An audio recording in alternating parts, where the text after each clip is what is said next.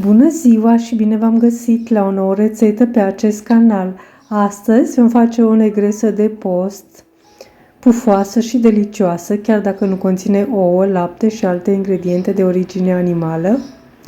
Este foarte simplu de făcut. Am folosit pentru această prăjitură apă minerală, dar puteți folosi și un suc de portocale. Ingredientele le veți găsi ca de obicei jos sub video în descriere, atingeți acolo unde scrie altele și apoi mai multe și le voi aminti și acum în acest video.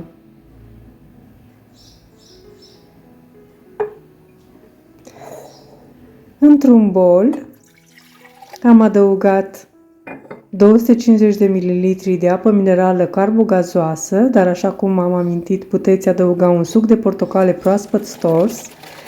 Am adăugat 150 de grame sau puteți adăuga 200-250 de grame de zahăr brun. Acum adăugați după gust și după preferință. Eu de obicei adaug 150 de grame. Am adăugat și mere pe care eu le am la borcan, deci niște mere scăzute, gătite, dar puteți adăuga 400 de grame de gem, oricare gem aveți în casă.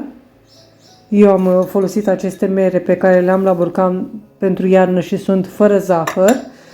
Am adăugat și 100 de ml de ulei. Eu am folosit un ulei de măsline presat la rece, dar la fel puteți folosi oricare alt ulei vegetal aveți, dar preferabil este să fie nerafinat, pentru că este mai sănătos. Și amestecăm foarte bine până când zahărul se dizolvă, iar apoi vom cerne deasupra 40 de grame de pudră de roșcove sau cacao. Acum depinde ce doriți, ce vă place mai mult. Bineînțeles, pudra de roșcove este mai dulce și este un înlocuitor pentru cacao, pentru cei care nu au mai folosit. Apoi vom adăuga 400 de grame de făină albă de grâu. Deci o vom cerne deasupra și la fel vom amesteca. În făină vom adăuga și un praf de sare și un plic de praf de copt și puteți adăuga și un vârf de cuțit de bicarbonat de sodiu, pentru că aceasta va ajuta ca prăjitura să iasă mai pufoasă, deoarece știm că aceste prăjituri de post, neavând ou, vor crește mai greu. Dar, așa cum am amintit, bicarbonatul de sodiu este opțional, puteți adăuga doar un plic de praf de copt. Dar dacă totuși dorim să folosim bicarbonat sau nu avem în casă praf de copt, va trebui să folosim o linguriță de bicarbonat de sodiu. Aici am 100 de grame de nuci măcinate, pe care la fel le-am pus în compoziție și am amestecat foarte bine. Dacă nu aveți nuci, puteți folosi alune de pădure sau orice altceva vă place. Aici am și bicarbonat, așa cum am amintit, puțin bicarbonat de sodiu, pe care îl voi stinge cu zeama de la o lămâie.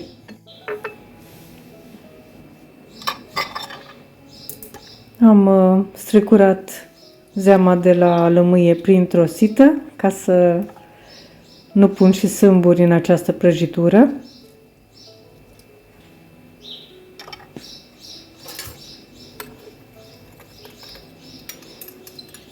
Dacă nu folosiți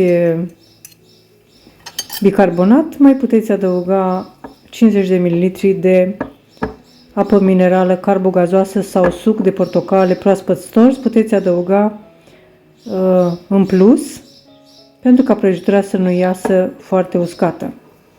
Așa arată compoziția. O vom amesteca foarte bine, pentru ca totul să fie foarte bine omogenizat. Vom pregăti o tavă din aceasta. Eu am o tavă pătrată cu diametru de 25 de cm, de fapt 25 pe 25 de centimetri, mă scuzați. Și vom pune compoziția în tavă.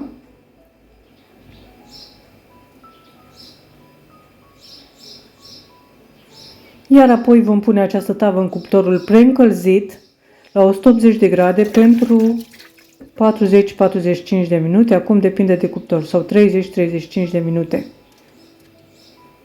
Eu am cuptor electric pe care l-am încălzit sus și jos. Bineînțeles, am aplatizat foarte bine compoziția și apoi am introdus tava în cuptor. Între timp, voi face și acea glazură pe care o voi pune deasupra.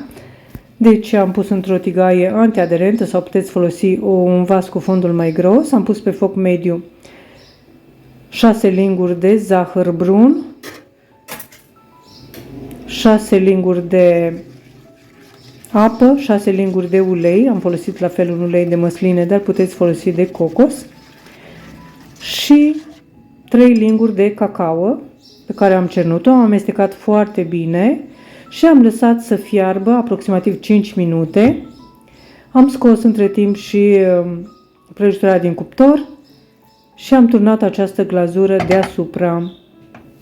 Deci am scos din cuptor și puteți să puneți această prăjitură pe un grătar